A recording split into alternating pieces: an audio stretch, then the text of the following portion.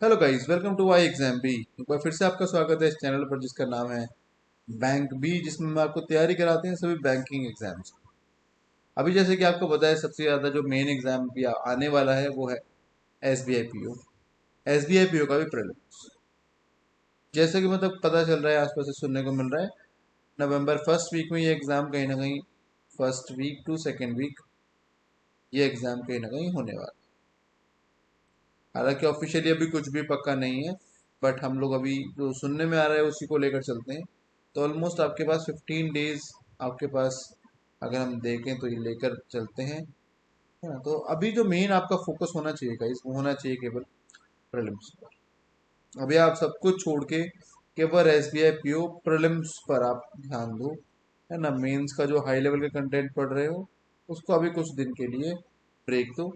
जो prelims level का content है उस पर थोड़ा सा ज़्यादा फोकस दो। तो क्या क्या चीज़ें, कुछ इंपॉर्टेंट चीज़ें हैं, how to clear SBI PO prelims, कैसे आप क्लियर कर सकते हैं।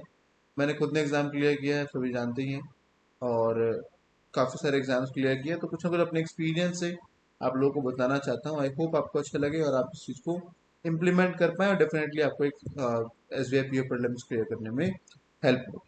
चलिए स्टार्ट करते हैं वीडियो को। अगर आप चैनल पर नए हैं, सब्सक्राइब करना ना भूलें, बेल आइकन प्रेस कर लीजिएगा ताकि जो भी वीडियोस हैं वो आपसे मिस ना। स्टार्ट करते हैं। देखिए, सब्जेक्ट वाइज बात करेंगे। सबसे पहले मैं बात करना चाहता हूँ इंग्लिश में। तो इंग्लिश में देखते हैं हम लोग कि किस चीज़ पर फोकस ज़्यादा करें।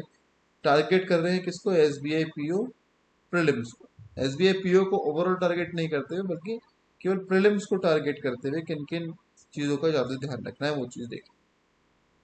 पहली चीज़, जब भी आप आरसी कर रहे हैं, 7 to 8 क्वेश्चंस देखो आपको आरसी के मिले। तो लेंदी थोड़ा सा हो, बट ओवर लेंदी ना हो। ओवर लेंदी नहीं, है ना। लेंदी हो, ओवर लेंदी ना हो। लेंदी से ज्यादा आप प्रायोरिटी किसको देंगे? थोड़ा सा जो टेक्निकल लैंग्वेज होती है, टेक्निकल लैंग्वेज, या फिर हमारे जो इकोनॉमिकल लैंग्वेज होती है, इस तरह की चीज़ थोड़ी सी। इकोनॉमिकल मतलब जो इकोनॉमिस्ट वाली जो लैंग्वेज है, इकोनॉमिक्स से रिलेटेड, उस तरह की, या फाइनेंस वाले आरसीज पर आप थोड़ा सा ज़्यादा ध्यान दीजिए। या फिर जो है ना, कुछ जो रहती है ना, इंटरनेशनल प्रॉब्लम्स, इंटरनेशनल प्रॉब्लम्स जो रहती हैं कुछ कंट्रीज के बीच में, या किसी पैंडमिक को लेकर, या फिर कोई पर्टिकुलर किसी कोई हंगर इंडेक्स है, इस तरह के इंडेक्स से रिलेटेड रहती है, क्लाइमेट चेंज से रिलेटेड रहती है। जो भी इंटरनेशनल, जो भी वर्ल्ड वाइड जो प्रॉब्लम्स हैं, उन प्रॉब्लम्स पर बेस्ड आरसीज की आप ज़्यादा प्रैक्टिस करें, क्योंकि वहाँ पर थोड़ा पढ़ने में जो वर्ड्स आते हैं वो कहीं ना कहीं प्रॉब्लम करते हैं। एस बी प्रॉब्लम्स में उस तरह की चीज़ें हम एक्सपेक्ट कर सकते हैं। या फिर कोई फाइनेंस रिलेटेड कर सकते हैं, जो कि हमारे एग्जाम में पूछे जाने के ज़्यादा चांसेस रहते हैं। सेकेंडली, पैरा जंबल जनरली जो है वो, वैसे कम ही चांस रहता है कि पैरा जंबल प्रीलिम्स में पूछा जाए। हालांकि आईबीपीएस क्यू में ही पूछा गया, बट इतना डिफिकल्ट लेवल का वो नहीं था। ठीक है, तो पैरा जंबल यहाँ पर पूछा जाएगा, और 5-6 सेंटेंसेस का पूछा जाएगा, है ना। इतने सेंटेंस कम से कम उसमें रहेंगे। हो सकता है वो एक किसी सेंटेंस को फिक्स भी कर दे, ये भी वहाँ पर पॉसिबिलिटी है। S B I P O का पेपर अच्छा खासा आता है, प्रीलिम्स का कोई मतलब इजी तक नहीं आता, मॉडरेट, अपर मॉडरेट साइड ही रहता है। थर्डली, इसमें जो इंपॉर्टेंट टॉपिक्स हैं वो सभी फोकस करने हैं इंग्लिश में, जैसे कि मैचअप्स हो गए। मैचअप्स हमें अच्छे खासे मार्क्स देकर जाते हैं। सेंटेंस इम्प्रूवमेंट हो गया, सेंटेंस इम्प्रूवमेंट काफ़ी अच्छे मार्क्स देकर जाता है, और डुएबल कैटेगरी में हम इसको रखते हैं। ये कुछ टॉपिक्स हैं, जैसे कि हमारा, और मैं अगर देखूँ तो वर्ड स्वैप आता है, और अच्छे खासे मार्क्स देकर हमें जाता है। 5-5 नंबर का इन तीनों का वेटेज है, तो काफ़ी अच्छा वेटेज बन जाता है। ठीक है, इन टॉपिक्स पर अलग से थोड़ा सा ध्यान देके प्रैक्टिस कर लें। वोकैब बेस्ड कुछ क्वेश्चंस आते हैं, ईडियम्स आते हैं। ईडियम सेंटेंस बेस्ड होते हैं, तो थोड़ा सा सेंटेंस पढ़ के भी वो किया जा सकता है। तो ईडियम को मतलब याद करने मत बैठ जाना ईडियम्स को, इतना ज़्यादा नहीं। कुछ लेटेस्ट टाइप जो भी आपने आरसीज, लेटेस्ट न्यूज़पेपर आर्टिकल्स वगैरह पढ़े होंगे, उसमें जो भी ईडियम्स यूज़ हो रहे हैं उन पर थोड़ा सा ज़्यादा फोकस कर। ठीक है, तो इस तरह से थोड़ा सा इंग्लिश को आप टैकल कर सकते हो, है ना। एक टारगेट स्कोर बनाकर चलना कि इंग्लिश में जितना भी मैक्सिमम स्कोर कर पाओ। ठीक है, आउट ऑफ 30 मार्क्स का वेटेज है इंग्लिश का, तभी मैक्सिमम स्कोर 23-24 तक कर पाओ, 25 तक कर पाओ, तो अच्छा है। ये हमें बाकी सब्जेक्ट्स को कवर करने में हेल्प करेगा, क्योंकि यहाँ पर प्रीलिम्स में आपको पता है कि S B I P O में क्या है हमारी, सेक्शनल कट ऑफ नहीं, सेक्शनल कट ऑफ यहाँ पर नहीं है। तो अगर इंग्लिश सेक्शन में आप अच्छा स्कोर कर लेते हैं तो इससे आप बाकी दोनों सेक्शंस में थोड़ा थोड़ा कवर कर सकते हैं। ठीक है, बात करते हैं नेक्स्ट सेशन जो कि रहेगा हमारा रीजनिंग का, मोस्ट इंपॉर्टेंट है। 35 मार्क्स का इसका वेटेज रहता है। ठीक है, और वेटेज में भी लगभग 15 to 18 मार्क्स का आपको क्या मिल जाएगा यहाँ पर, पजल्स एंड सिटिंग। तो अभी जैसे भी कोई मतलब कुछ टाइम का प्रिपरेशन बचा है तो अभी आपको फोकस करना चाहिए सबसे ज़्यादा पजल्स एंड सिटिंग अरेंजमेंट्स पर। इनमें भी कुछ इंपॉर्टेंट है जैसे कि शेड्यूलिंग हो गया, शेड्यूलिंग में date and month, sorry month and date, ये सबसे ज़्यादा इंपॉर्टेंट। और हमारा हो गया फ्लोर विद फ्लैट, है ना। इसके अलावा हमारा हो गया डेजिग्नेशन।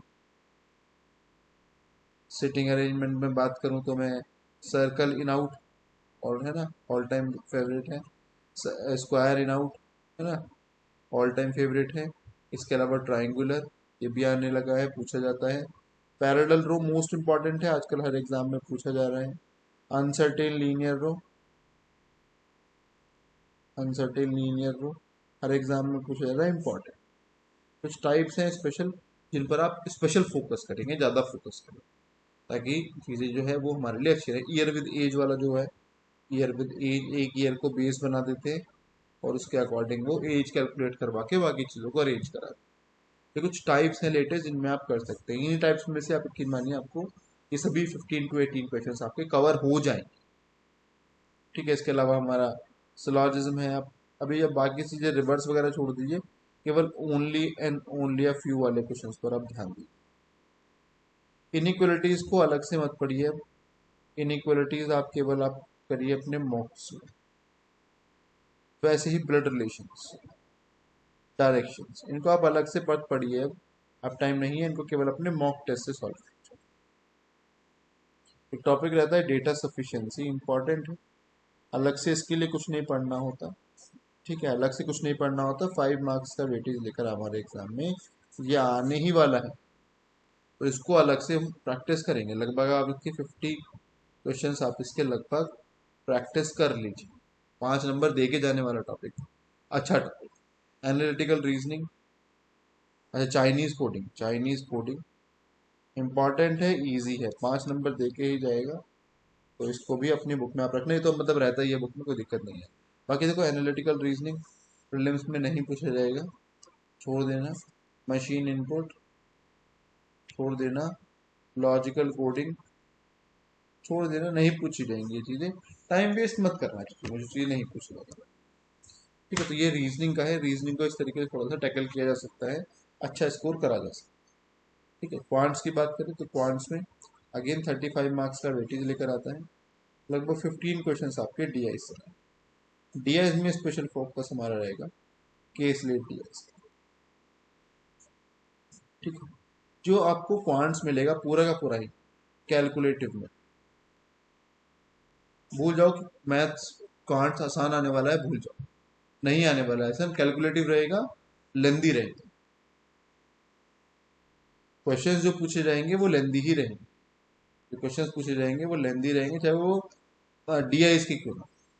तो उस माइंड सेट से जाना कि हाँ पेपर जो है क्वांट्स का कैलकुलेटिव मिलेगा, लेंदी मिलेगा, इजी पेपर नहीं मिलेगा। तो ये चीज़ ध्यान रखेंगे कि ये इंपॉर्टेंट है चीज़। माइंड सेट से जाते हैं कि प्रीलिम्स है थोड़ा सा नॉर्मल मिलेगा, नहीं होता। एसबीआई पीओ प्रीलिम्स है, पूछा जाता है चीज़ें अच्छी लेवल की पूछी जाती है। इसलिए डीएस पे स्पेशल फोकस करते हुए 15 मार्क्स का लगभग वेट। सेकेंड टॉपिक रख रहा हूँ number series. Number series, number series में भी मैं फोकस करना चाह रहा हूँ आप लोगों के लिए। Wrong number series, missing number series generally easy रहता है, कर लेते हैं, डुएबल रहता है।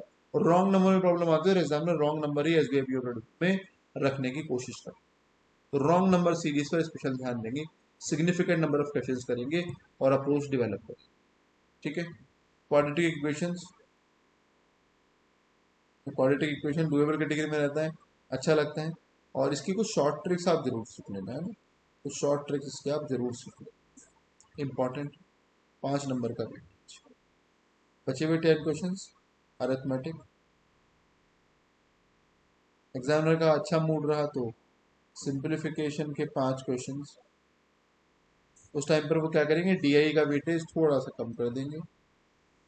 अरिथमेटिक का क्वेश्चन का वेटेज थोड़ा सा 8 नंबर का, और 5 क्वेश्चन वो सिलॉजिज्म सिंप्लीफिकेशन के या अप्रोक्सीमेशन के पुट कर। चांस है कि ना भी आए, आ भी सकता है। आता है वैसे जनरली, बट चांस है। एसबीआई पीओ हमेशा जाना जाता है कुछ नया करने के लिए, तो तैयार है ना कुछ नया तो होगा ही होगा। ये बात पक्की है। सब्जेक्ट वाइज रहा, ठीक है। देख लेना आप एक बार इस वीडियो को दोबारा से, एक बार मैं थोड़ा सा जस्ट बता देता हूँ। वैसे हमारा ऑलरेडी एक बैच रनिंग है एसबीआई पीओ 2023 का। आप चाहें इसमें एनरोल करा सकते हैं, बिल्कुल एक्सक्लूसिव फीचर्स हैं। फुल बहुत ही अच्छे फुल फ्लैश से बैच चल रहा है। आप ज्वाइन करिए इसको। इसमें आपको पढ़ाने वाले एक्स एसबीआई पीओ और एक एक्स बैंक ऑफिशियल्स हैं, रेगुलेटरी बॉडीज में काम कर चुके लोग हैं। तो ओवरऑल फैकल्टी जो है बहुत एक्सपीरियंसड है, आपको पढ़ा रहे हैं, सेशन चल रहे हैं। आप चाहें तो उसमें एनरोल करा सकते हैं। और एनरोल कराने के लिए आपको सिंपली कॉल करना है 9205524028 पर, या फिर आप सिंपली विजिट कर सकते हैं www.iexambit.com। जो भी एप्लीकेबल डिस्काउंट है वो सब आपको मिल जाएगा और इसमें ज्वाइन करा सकते हैं। ठीक है, चलिए आगे देखते हैं। तो ये कुछ जस्ट मैं आपको बता देता हूँ क्या क्या चीज़ें मेन में। टीआई क्वांट्स में हो गई, लेटेस्ट एफिशिएंसी, और पजल्स हमारी रीजनिंग में हो गए, latest types of puzzle sitting arrangements मैंने आपको बताए हैं। Sectional test, chapter test regular लगाने हैं इंग्लिश के लिए। इंग्लिश में जितना आप प्रैक्टिस कर लोगे ना उतना ज़्यादा अच्छा। जितने नंबर जैसे मतलब कुछ सादा टाइप के क्वेश्चन हैं जो आते हैं, उन क्वेश्चंस को जितना से ज़्यादा कर लोगे इंग्लिश ज़्यादा से ज़्यादा, उतना अच्छे से हो जाएगा। ये जो लास्ट वाला पॉइंट है, reading notes and current affairs, इसमें आप जो डेली का रीडिंग वाला पोर्शन है ना, ये आप रखना काउंट। लगभग इसका टाइम रिड्यूस कर देना, 30 मिनट्स आप रीडिंग करंट अफेयर्स की गाइज रखना, वरना बाद में एकदम से कवर करने में प्रॉब्लम। इसको कॉन्टिन्यूस रखना है ना। एक थोड़ा सा इसको ऐसे जनरल चीज लेकर चलो कि जनरली अपनी नॉलेज के लिए हम लोग पढ़ रहे हैं इस चीज को, तो ऐसा न्यूज पेपर पढ़ते हैं इस तरीके से इसको लेकर ये आपको कंटिन्यू रखनी है चीज़ें, जिसमें मैंने आपको बताया। आई होप आपको वीडियो अच्छी लगी होगी, लाइक कीजिएगा वीडियो को, और कोई डाउट है तो कमेंट कीजिएगा ताकि उसका आंसर भी आपको मिल सके। Thank you for watching the video guys, have a nice day.